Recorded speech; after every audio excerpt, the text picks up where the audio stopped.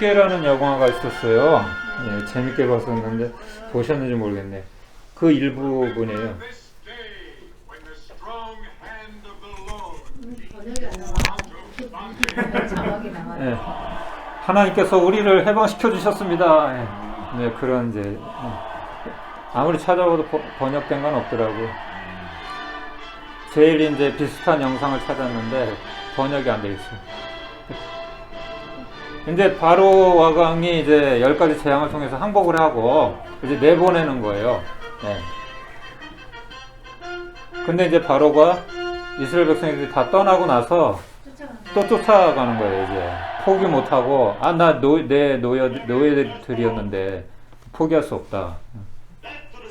바다에다 수장을 저 사람이 율부린다 율부린다. 오늘 여기서 영어 이런 영상 편집하고 싶겠다. 그쵸? 맞아. 있어서 옛날 영화인데도 진짜 잘 만들었어요. 이게 50년대 만든 건데. 애너도 엄청 많이 나오죠.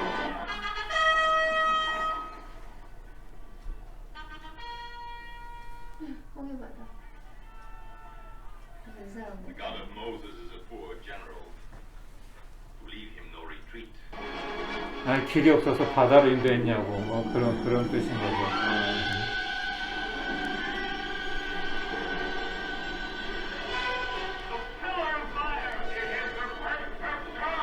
근데 어떻게 실수를 저렇게 잘하지?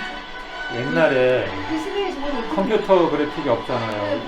이중 화면 뭐 이런 거. 그걸 저렇게 잘하지? 그러니까 옛날 치고는 진짜 대단하고. 네. You cannot reach the fire, God.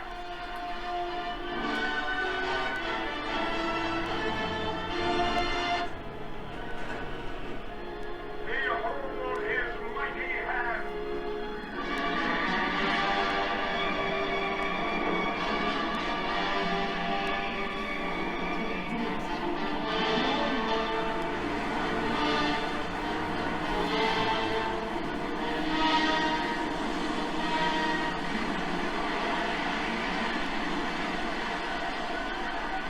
좀 티가 나잖아요. 그렇죠? 옛날 영화라. 요즘 그래픽은 자연스러운데. 네, 저거는 소프트웨어.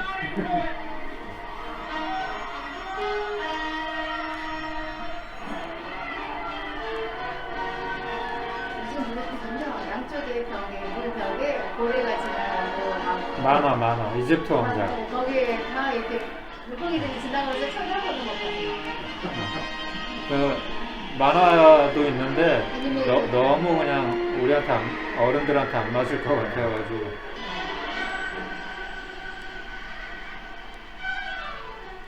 Fire dies. Solid pursuit.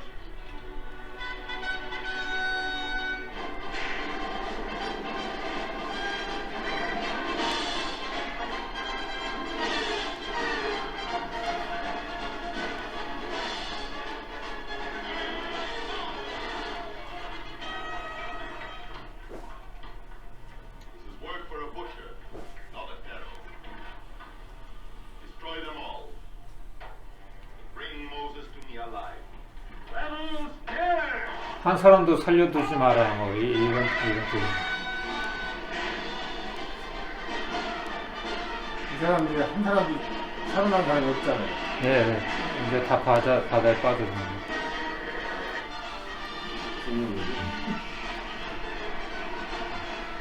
저러면 이중 화면. Who shall withstand the power of God? 누가 하나님을 대적하겠느냐. 네.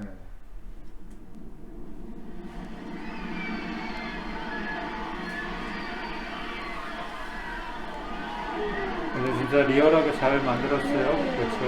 옛날에 저 정도면은.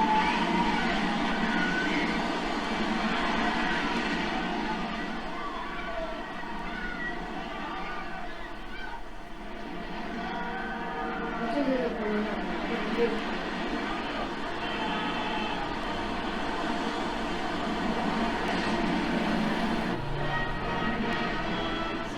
우리 안 들어간 지난 사람.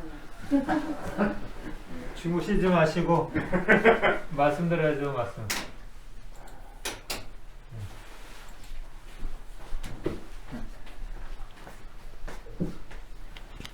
오늘 제목은 하나님의 구원입니다. 하나님의 구원. 하나님께서 이스라엘 백성들을 어떻게 구원하시는지, 바로의 손에서도 하나님께서 구출해 내셨지만 이제 또 한 번의 이제 위기가 닥치는데, 하나님께서 오늘 또 말씀을 통해서 어떻게 일하시는지를 우리가 한번 같이 살펴보려고 합니다. 이건 안 했네요.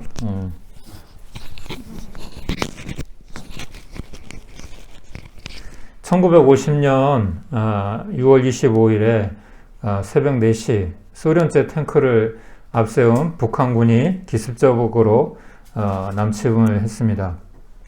전혀 대비하지 못하고 있던 한국군은 단 몇 달 만에 낙동강 부근까지 밀려왔습니다.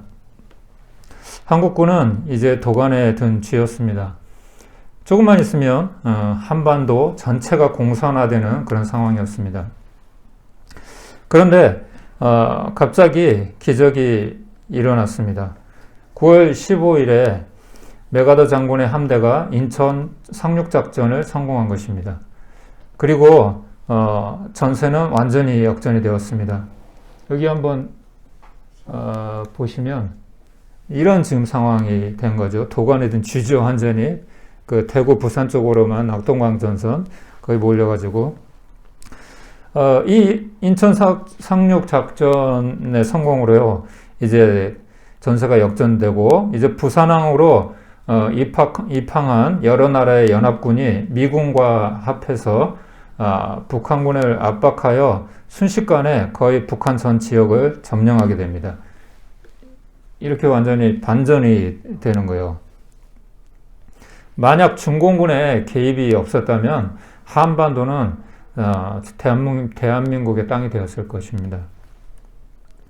우리 군이 사면초가 그런 상황이 되었을 때, 낙동강 전선에서 고전하고 있을 때 이승만 대통령이 그 지역 교회들과 이제 연합해서 밤새 기도를 했어요. 그리고 그 다음날 9월 15일에 메가더 장군이 인천 상륙작전에 성공한 것입니다. 오늘 본문의 이스라엘 백성들이 하나님의 능력으로 바로왕의 손에서 벗어났지만 곧바로 아주 큰 난관에 봉착하게 됩니다. 앞에는 홍해가 있고 아까 우리 영상 본 것처럼 뒤에는 애국 군대가 추격해오는 사면초가의 상황을 만나게 됩니다. 그러나 곧 하나님의 놀라운 구원 역사를 경험하게 됩니다. 우리도 살다 보면 앞뒤 사방이 막힌 것 같은 그런 사면초가의 어려운 상황을 만나게 되는데, 오늘 말씀을 통해서 그 해답을 얻을 수가 있습니다. 이 사면초가라는 것은 한자 성어인데요, 고사성어인데, 옛날 중국에 한나라와 초나라가 전쟁을 할 때 있었던 일이에요.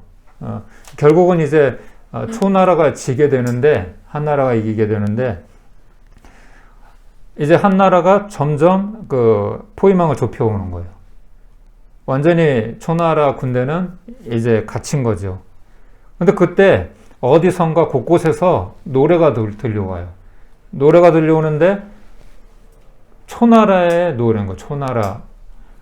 그 노래를 들으면서 이 초나라 병사들은 더 고향 생각이 막 나고 그러면서 사기가 뚝뚝 떨어져요.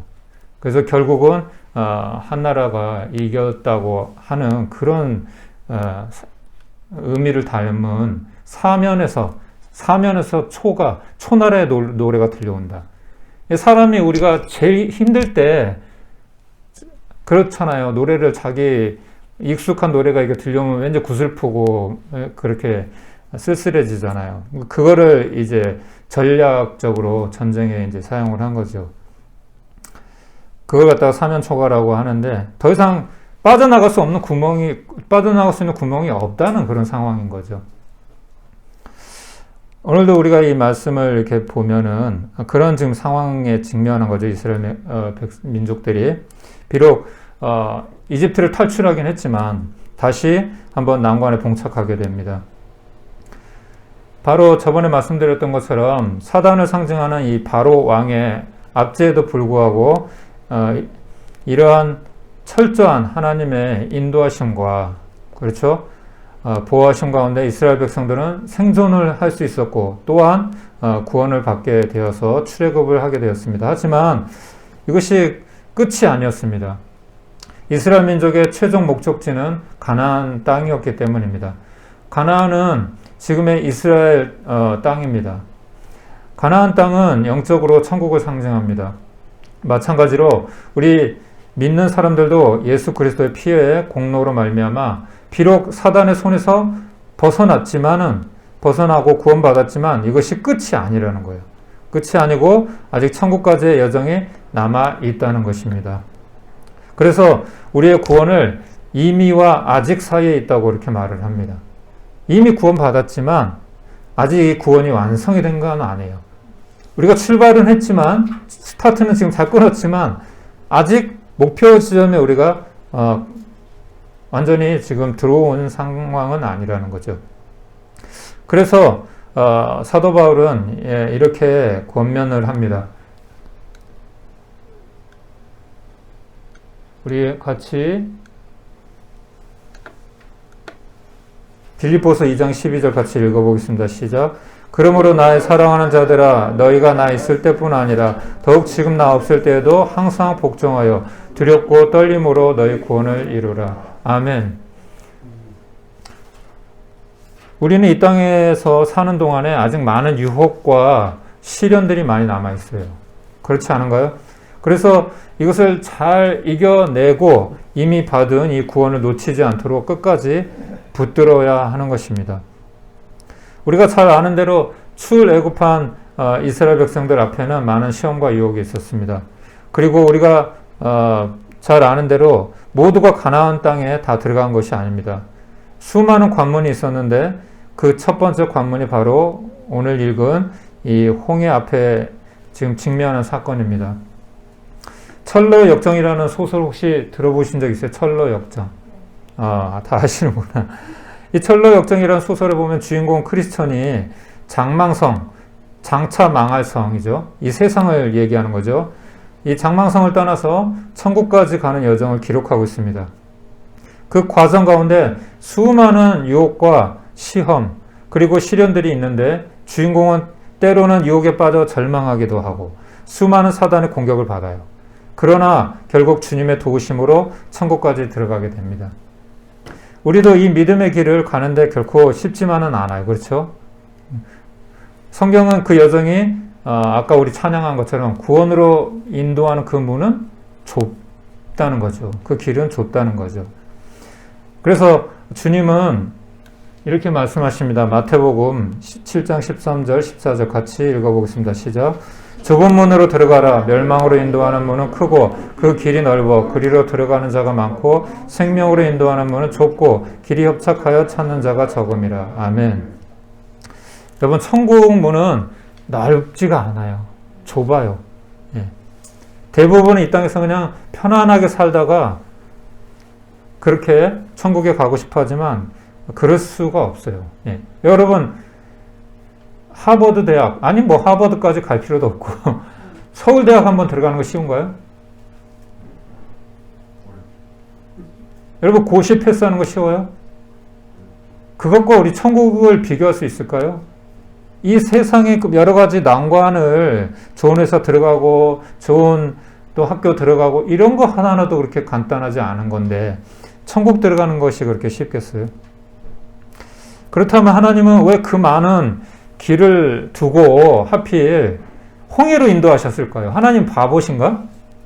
홍해는 길이 없잖아요, 여러분. 아까도 봤지만은 뒤에서 애국 군사가 이렇게 쫓아오는데 길이 없잖아요. 그러면 이제 죽는 것밖에 없는 거잖아요. 무기가 있습니까? 힘이 있습니까? 그 이유를 하나님은 이렇게 말씀하세요.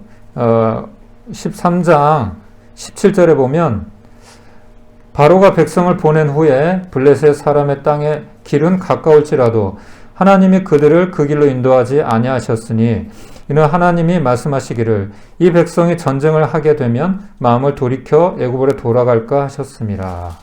아멘.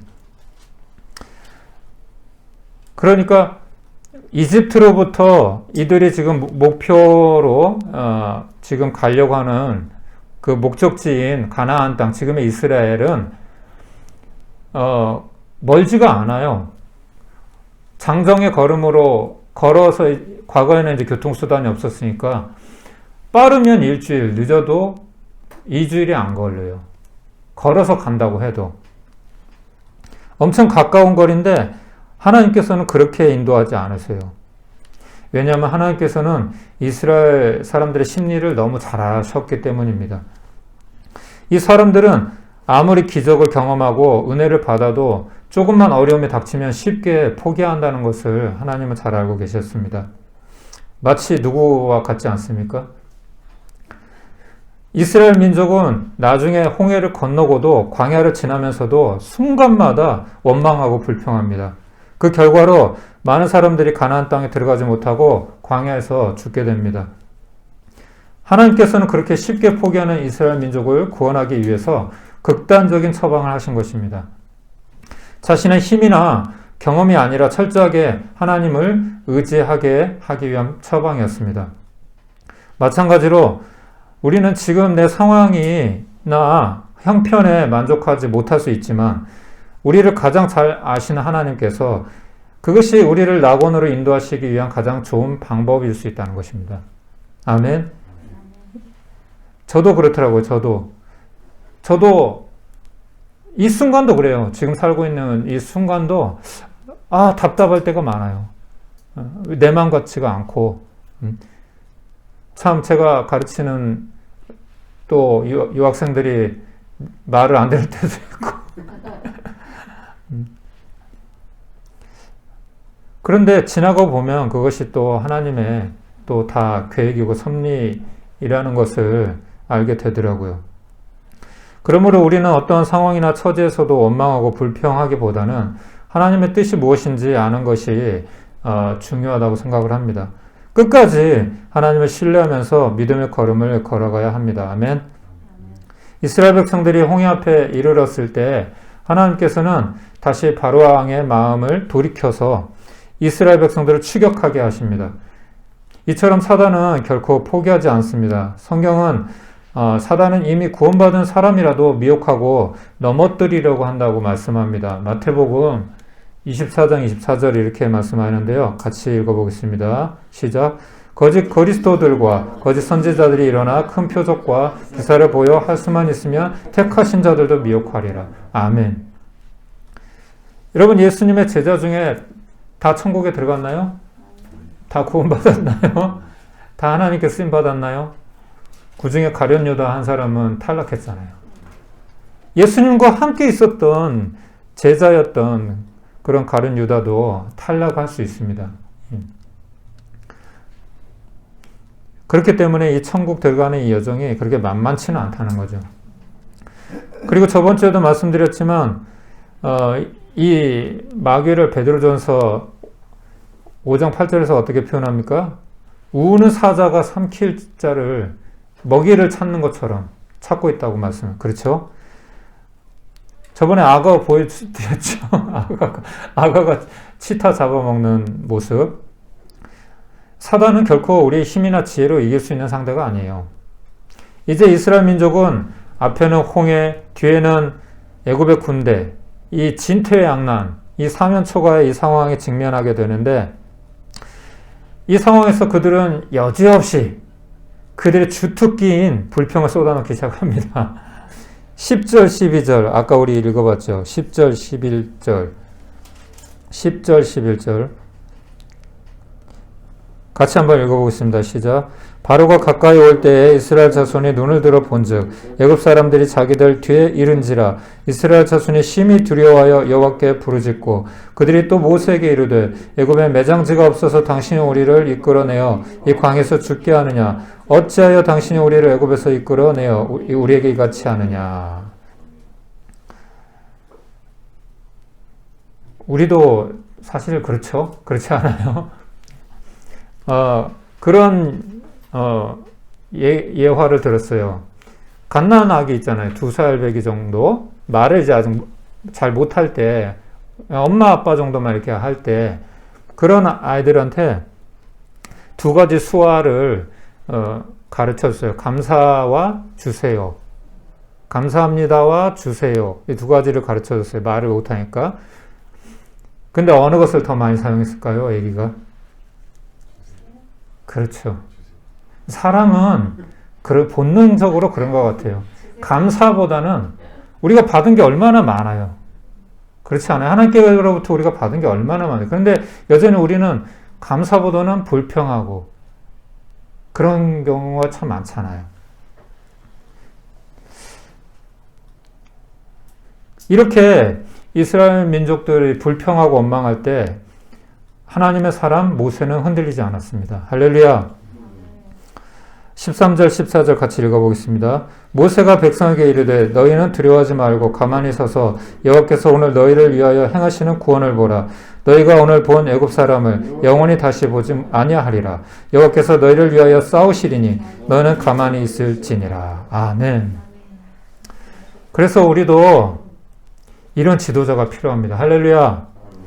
우리 나라와 민족 그리고 우리 교회와 가정, 직장에 이런 지도자가 필요합니다. 그래야 우리에게 소망이 있습니다. 비록 우리는 믿음이 없어서 위기의 순간마다 불평하고 원망하고 이렇게 흔들리고 그럴지라도 우리를 붙잡아 줄 수 있는 믿음의 사람들이 필요합니다. 그래서 이를 위해서 우리는 기도해야 돼요. 여러분, 이 나라의 지도자를 위해서. 우리나라와 교회와 가정과 직장에 그러한 지도자가 세워져야 우리에게 소망이 있는 것입니다. 이번에도 서울시장, 부산시장 이렇게 선거, 재보궐선거 있었는데 정말 저 기도 많이 했어요. 하나님의 마음에 조금이라도 합한 사람이 세워지기를. 더 이상 이 나라가 잘못되지 않도록 기도 많이 했어요. 하나님께서는 모세에게 지팡이를 내밀라고 이제 말씀하시고 모세는 지팡이를 하늘 향해서 높이 이제 쳐듭니다. 이것은 기도를 상징합니다. 우리는 진퇴양난과 같은 또 사면초가와 같은 그런 상황에서 오직 어디를 바라봐야 되죠? 하늘을 바라봐야죠. 하늘을 바라보고 기도해야 합니다. 하늘이 무너져도 솟아날 구멍이 있다는 그런 속담이 있잖아요. 그런 것처럼 모든 상황이 막막하고 끝이 난 것 같아도 하나님께는 방법이 있습니다. 그래서 예수 그리스도는 인생의 모든 문제의 해답이라고 말을 합니다. 백문일답. 어떤 문제에도 천 가지 문제, 100가지 문제, 10,000가지 문제 어떤 문제도 예수 그리스도는 우리에게 인생에게 해답이 되시는 거예요. 고린도후서 1장 20절 같이 읽어보겠습니다. 하나님의 약속은 얼마든지 그리스도 안에서 예가 되니 그런즉 그로 말미암아 우리가 아멘하여 하나님께 영광을 돌리게 되느니라. 아멘. 가정의 문제 누가 해답입니까? 예수 그리스도. 아멘. 나라의 문제 누가 해답입니까? 예수 그리스도. 내 개인의 문제 누가 해답입니까? 예수 그리스도. 아멘. 내 건강, 재정, 관계 모든 문제의 해결자 누구십니까? 예수 그리스도. 할렐루야. 예수님께는 노가 없습니다. 불가능이 없습니다. 사람으로는 할 수 없지만 하나님으로서는 다 할 수 있느니라. 내게 능력 주신 자 안에서 내가 모든 것을 할 수 있느니라. 할 수 있거든이 무슨 말이냐. 믿는 자에게는 능치 못할 일이 없느니라. 할렐루야. 그러므로 우리도 어떠한 절체절명의 순간에서도 모세와 같이 하나님을 믿고 기도해야 합니다. 전적으로 하나님께 맡겨야 합니다. 이 손을 든다는 것은 여러분 여러 가지 상징이 있는데 하나님께 맡긴다는 뜻이 있어요. 그리고 하나님 항복합니다. 제 힘으로는 할 수 없습니다. 하나님께서 이제 해결해 주시 하나님께 맡깁니다. 이런 뜻이 있고요. 또 하나는 하나님께 영광을 돌립니다. 이런 의미가 있어요. 그래서 찬양할 때 우리가 괜히 이렇게 손을 멋지게 보이려고 이 손 드는 게 아니에요. 하나님께 항복합니다. 하나님께 맡깁니다. 하나님 의지합니다. 하나님만 소망합니다. 그런 의미를 갖고 있습니다. 그래서 이제부터는 우리의 근심이나 염려 이런 것들을 기도로 바꿔야 합니다. 할렐루야. 어디 갔어? 빌립보서 4장 6절 7절 말씀 같이 읽어보겠습니다. 시작. 아무것도 염려하지 말고 다만 모든 일에 기도와 간구로 너희 구할 것을 감사함으로 하나님께 아뢰라. 그리하면 모든 지각에 뛰어난 하나님의 평강이 그리스도 예수 안에서 너희 마음과 생각을 지키시리라. 아멘. 이보다 확실한 답이 어디 있어요? 더 이상 이보다 좋은 방법이 어디 있습니까? 어차피 우리 힘으로 안 되잖아요. 안 되잖아요. 하나님께서는 모세의 기도를 들으시고 애굽의 병사들을 추격을 막으시고 동시에 큰 바람을 일으키셔서 바다를 갈라지게 하십니다.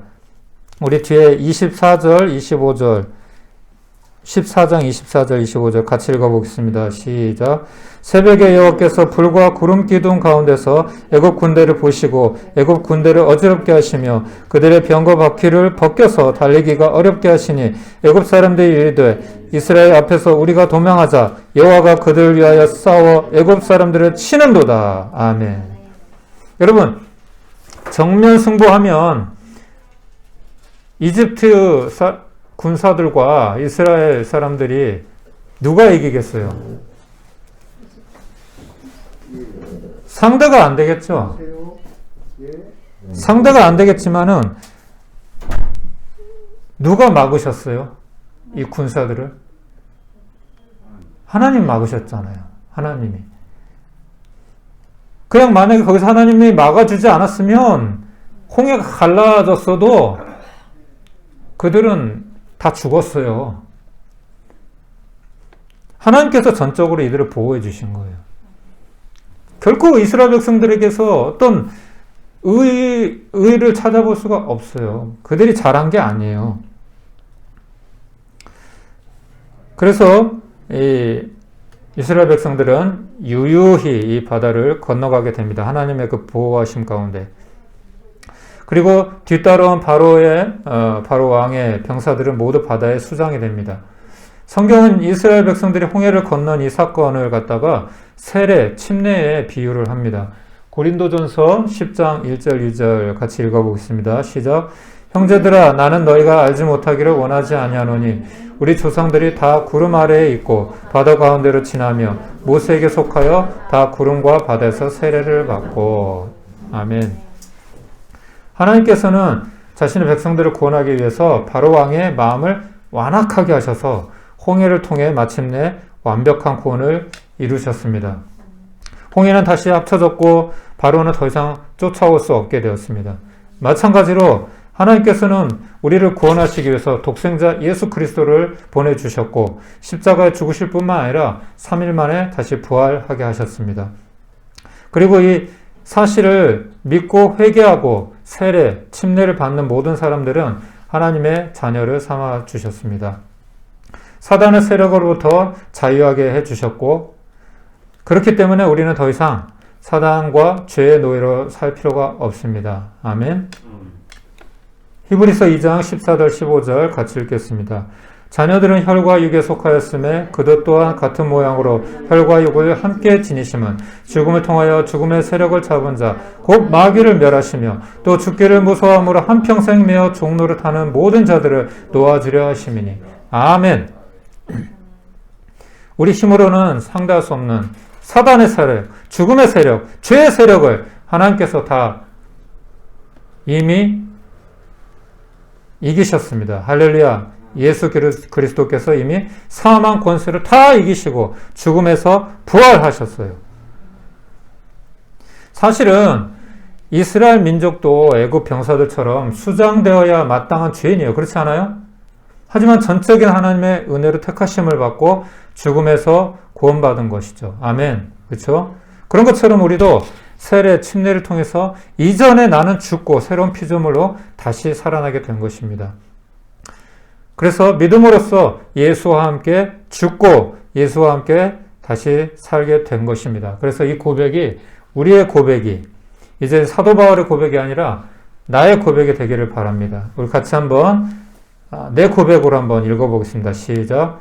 내가 그리스도와 함께 십자가에 못 박혔나니 그런즉 이제는 내가 사는 것이 아니요 오직 내 안에 그리스도께서 사시는 것이라. 이제 내가 육체 가운데 사는 것은 나를 사랑하사 나를 위하여 자기 자신을 버리신 하나님의 아들을 믿는 믿음 안에서 사는 것이라. 아멘. 이 고백은 여러분이 외우셔야 돼요. 여러분의 일생에 이제 이 고백이 항상 흘러나와야 돼요. 내가 그리스도와 함께 십자가 못 박혔느니 이제는 내가 이거 달달달 이렇게 외우셔가지고 이것이 완전히 내 몸에 아주 스며들게 하세요. 아, 나 이제 예수님과 죽었어. 이제 내가 이제 사는 이유는 예수님을 위해서 사는 거예요. 죽든지 살든지 죽든지 내가 주님을 위해서 사는 거야. 이스라엘 민족의 출애굽 역사를 통해서 구원은 전적으로 하나님의 역사임을 알 수 있습니다. 그렇죠? 그 수많은 10가지 재앙도 그렇고 모든 것이 하나님이 예비하신 거예요. 이스라엘 민족이 한 거 아무것도 없어요. 그렇죠? 사람의 그렇기 때문에 거기에는 어떤 노력도 우리의 노력도 개입도 없다는 거죠. 모세는 심지어 하나님께 아주 위대하게 쓰임받았던 이 모세조차도 그 하나님을 경험하기 전에는 자신의 힘으로 문제를 해결하려고 했어요. 그렇죠? 하지만 오히려 일만 만들었고, 그리고 이스라엘 백성들은 수많은 기적과 은혜를 경험하고 나서도 틈만 나면 하나님을 원망하고 불평을 했습니다. 이것이 우리의 인생의 한계인 것 같아요. 그러므로 우리는 모세와 같이 겸손해져서 절대적으로 하나님을 신뢰할 수 있는 순종의 사람이 되어야 합니다. 아멘. 그래야 하나님께서 쓰실 수가 있고 그런 사람을 통해서 하나님의 역사를 이루어 가시는 거예요. 여러분, 이 세상에 사람이 많이 필요 없어요. 하나님의 역사를 이루는데 70억 인구가 다 필요 없어요. 왜 그런지 아세요? 하나님의 마음에 합한 사람 한 명만 있으면 돼요. 여러분, 노아의 방주 사건 알죠? 사람이 많이 필요하면 왜 그 많은 사람들 다 하나님께서 심판하시고 노아의 8가족만 남겨놨어요. 이 세상에, 이 지구상에 노아의 8가족만 남았었어요. 그때 당시에는. 하나님은 하실 수가 있어요. 한 명 가지고도 하나님은 일하실 수가 있어요. 하나님께는 사람이 많이 필요한 것이 아니에요. 하나님을 절대적으로 신뢰하고 순종할 수 있는 사람이 필요한 것이죠. 그리고 이스라엘 백성이 홍해를 건널 때 자신들도 마땅히 애굽의 병사와 같이 죽어야 하는 사람이었지만 하나님의 전적인 은혜로 구원받은 것처럼 우리도 예수님을 믿고 이 세례, 침례를 통해서 주님과 함께 죽고 다시 살게 되어서 사단과 지옥의 권세에서 벗어나 영원한 생명을 소유하게 된 것은 전적인 하나님의 은혜라는 것을 우리가 알고 이 믿음을 우리 천국 가는 그날까지 잘 지켜가기를 소망합니다. 아멘. 우리 마지막으로 마태복음 24장 11절 13절 같이 읽고 마치겠습니다. 시작. 거짓 선지자가 많이 일어나 많은 사람을 미혹하겠으며 불법이 성함으로 많은 사람의 사랑이 식어지리라. 그러나 끝까지 견디는 자는 구원을 얻으리라. 아멘.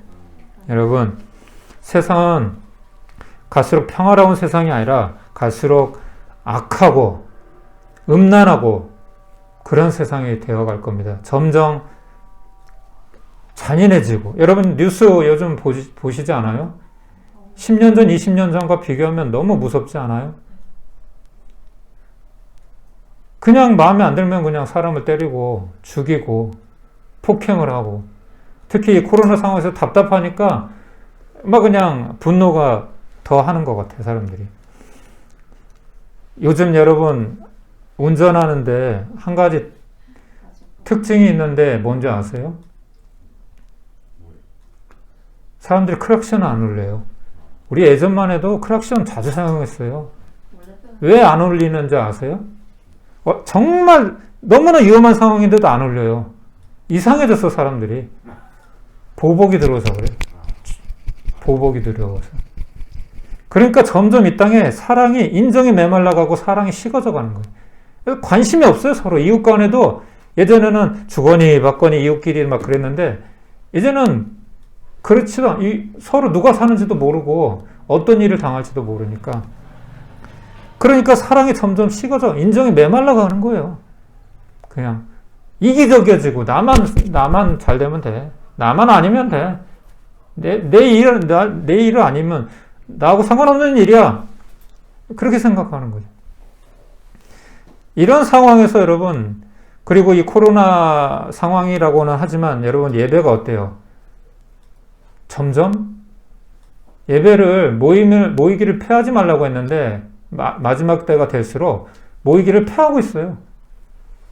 그러니까 이런저런 핑계 대면서 대면 예배도 안 나오는 거죠, 이제. 그냥 편하니까, 집에서. 이것이 정상이 아니에요. 정상이 아니고, 이것이 말세의 현상입니다. 주님이 오실 때가 그만큼 가까웠다는 거예요. 왜? 알곡과 가라지를 지금 나누고 있는 거예요. 계속 흔들어 보는 거예요, 여러분. 여러분, 학교에 시험이 왜 필요해요? 우수한 학생과 열등한 학생을 가르는 거잖아요. 기준이잖아요. 그렇죠? 그런 것처럼 하나님께서 지금 계속 우리를 이러한저런 일로 흔들어 보고 있는 거예요. 욥은 어땠어요? 욥은 의인이었지만 고난이 있었잖아요. 고난이. 근데 그 고난을 통해서 더 하나님을 실제로 만나게 되었잖아요. 우리도 하나님이 실제가 되기 위해서 이 천국의 실제가, 이 좋은 천국을 우리가 들어가기 위해서는 이 고난 연단의 시간이 필요하다는 거예요. 이거를 통과한 사람만이 올림픽에서 아무나 금메달 땁니까? 그렇지 않잖아요. 한 사람만 따면 금메달은 하나예요. 두 개가 될 수가 없어요. 그동안 열심히 준비한 사람, 그만큼 땀 흘린 사람, 노력한 사람, 그런 사람이 올림픽에서도 금메달을 따는 것처럼 천국에 들어가는 거 여러분 그렇게 쉽지 않다는 거죠. 그래서 끝까지 견디는 자는 구원을 얻으리라, 이 말씀을 기억하시면서 오늘 하나님께서 놀라운 능력으로 이스라엘 백성들을 출애굽을 하시고 홍해를 또 지나가게 하시고, 이 모든 것이 하나님의 은혜 아닙니까? 우리도 지금까지 숨쉬고 살아온 거 하나님의 은혜 아닙니까? 그러니까 더 이상 우리가 이제 내 힘으로 살지 말고 우리 전적으로 하나님을 의지하고 하나님 신뢰하고 하나님께 우리가 모든 것을 맡기고 하나님 인도하심을 따라 하나님께 순종하는 우리의 삶이 되기를 간절히 소망합니다. 기도하고 마치겠습니다. 하나님, 그렇습니다. 우리에게 주님 그 어떤 주님 의도 없고 우리에게서 나올 수 있는 주님 정말 올바른 것이 없습니다. 하나님 아버지, 오직 모든 것이 하나님의 은혜입니다. 오늘도 불러주셔서 이렇게 또 하나님 예배를 드리게 하시고 말씀을 듣게 하신 것도 하나님의 은혜인 줄 압니다. 한 주간 또 이 말씀 붙들고 하나님 이스라엘 백성들처럼 우리가 시시때때로 원망하고 불평한 것이 아니라 내가 받은 것이 얼마나 값진 것인 줄 알고 하나님 이 구원의 은혜, 또 우리가 살아가는 동안 베푸신 하나님의 그 은혜 기억하면서 우리가 하나님께 영광 돌리는 삶을 살 수 있도록 하나님 인도하여 주시기를 원합니다. 그래서 이 믿음 변치 않고 끝까지, 세상은 점점 사랑이 식어지고 주님을 부인한 사람이 많아져도 우리는 끝까지 흔들리지 않는 주님 알곡신앙이 되어서 이 주님 계시는 그 아름다운 하나님의 나라에 이를 수 있도록 하나님 그 영생의 소망 주님 붙들고 살아갈 수 있도록 주님 도와주시옵소서. 이제는 우리 구주 예수 그리스도의 은혜와 하나님 아버지의 무한하신 사랑과 성령님의 감화, 감동, 위로, 교통, 충만하신 은혜가 오늘 말씀을 붙들고 또 한 주간 주님 영광에서 살기를 다짐하는 한 분 한 분 가운데, 우리 프레볼 교회와 우리 사회 가운데, 이 나라의 민족 가운데 이제부터 영원까지 함께 있을지어다. 아멘.